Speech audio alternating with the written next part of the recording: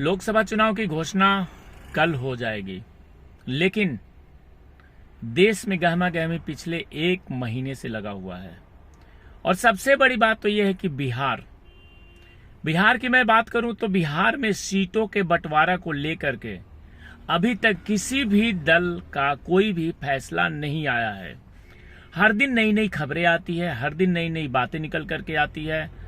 अगर हम बात करें एनडीए की तो सबसे ज्यादा मुश्किलें एनडीए में पड़ा हुआ है, क्योंकि नीतीश कुमार जब से वापस आए हैं एनडीए में, उसके बाद से ही यहां सीटों के बंटवारे को लेकर के इतनी ज्यादा खींचतान बनी हुई है कि किसी की समझ में कुछ भी नहीं आ रहा है।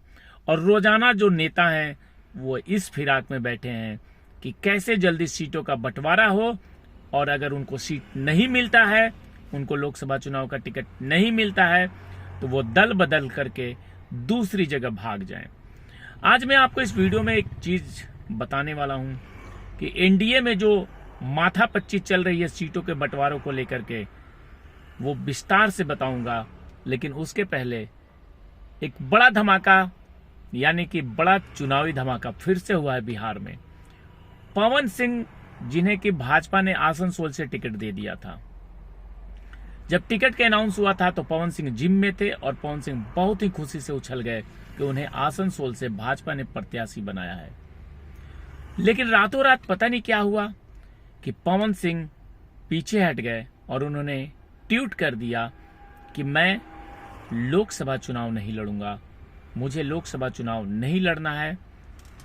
ठीक है, बात लेकिन यहीं तक नहीं रुकी। अगले ही दिन पवन सिंह दिल्ली पहुंचते हैं, भाजपा के राष्ट्रीय अध्यक्ष जेपी नड्डा से मिलते हैं और हर तरफ राजनीतिक खिचड़ी पकनी चालू हो जाती है। अब इसके बाद फिर कुछ समय के बाद ही पवन सिंह ने ट्वीट कर दिया है कि मैं चुनाव लड़ूंगा। अब यह बड़ी ही राम कहानी बन गई कि भाजपा ने टिकट दिया तो इन्होंने मना कर दिया, अब फिर से कह रहे हैं कि चुनाव लड़ूंगा। अब देखिए कहां से चुनाव लड़ते हैं, किस दल से चुनाव लड़ते हैं, क्योंकि जो सूचना आ रही है उसके मुताबिक पवन सिंह आरा सीट से आरजेडी से चुनाव लड़ेंगे। ये एक बड़ा धमाका होने वाला है और ये इतिहास में मुझे लगता है कि पिछले 10 साल के इतिहास में ऐसा पहली बार होगा कि भाजपा का टिकट छोड़ करके कोई भी अन्य दल से चुनाव लड़ने की घोषणा कर रहा है। और पवन सिंह ऐसे इकलौते व्यक्ति होंगे, क्योंकि आज के समय में ऐसा हो गया है कि भाजपा से जिसको टिकट मिल रहा है वो तो अपनी जीत पक्का मान करके चलता है, लेकिन पवन सिंह ने भाजपा का टिकट ठुकरा दिया है और तेजस्वी यादव की पार्टी आरजेडी से चुनाव लड़ने की उनकी उम्मीदें बढ़ गई है। चलिए अब मैं बात करता हूं सीटों के बंटवारों को लेकर के। रोजाना बैठकों का दौर चल रहा है।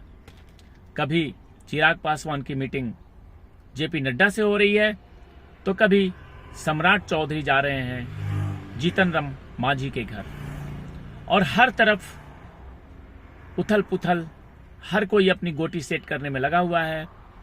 अब कल ही चिराग पासवान, जो कि लोजपा के अध्यक्ष हैं, लोजपा 2 गुट में बट गया था। एक इनके चाचा हैं पशुपति पारस, उनका गुट हो गया, और दूसरा चिराग पासवान का। अब जो खबर आ रही है उसके मुताबिक बिहार में यह सहमति बनी है कि चिराग पासवान को 4 सीटें दे दी जाए, 3 सीटें और देना है गठबंधन में। अब 3 सीटों में देखिए कितने लोग हैं। हम के हैं जीतन राम मांझी, वो भी 2-3 सीटें मांग रहे हैं। उपेंद्र कुशवाहा हैं, वो भी 2-3 सीटें मांग रहे हैं। और पशुपति पारस, यानी कि चिराग पासवान के चाचा, ये भी 3 सीटें मांग रहे हैं। लेकिन कुल 3 सीटें ही हैं, क्योंकि 17 सीटों पे भाजपा लड़ेगी और 14 सीटों पे जदयू लड़ेगा। सीटें इनके पास है ही नहीं, दल बहुत हैं और सब चाहते हैं कि ज्यादा से ज्यादा सीटें मिले। अब 6 सीटें तो मांग रहे थे चिराग पासवान, लेकिन चिराग पासवान को शायद 4 सीटों पे मना लिया गया है।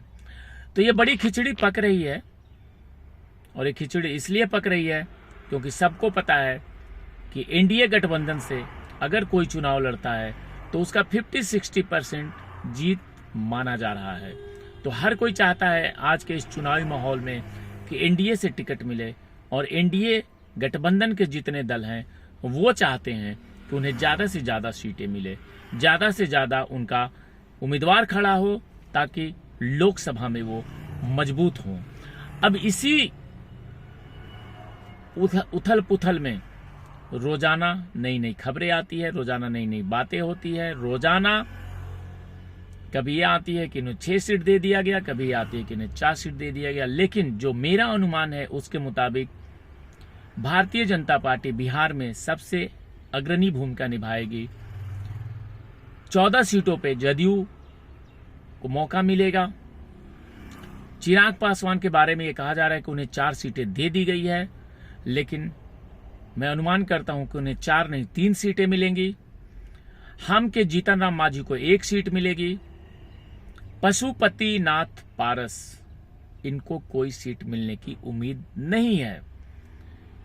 हाँ, उपेंद्र कुशवाहा ये भी दावा कर रहे हैं कि इन्हें भी 2-3 सीट दे दिया जाए, लेकिन मुझे इन पे भी डाउट है कि इन्हें कोई सीट मिलेगी, या बहुत ज्यादा प्रयास होगा तो 1 सीट इनको दिया जा सकता है।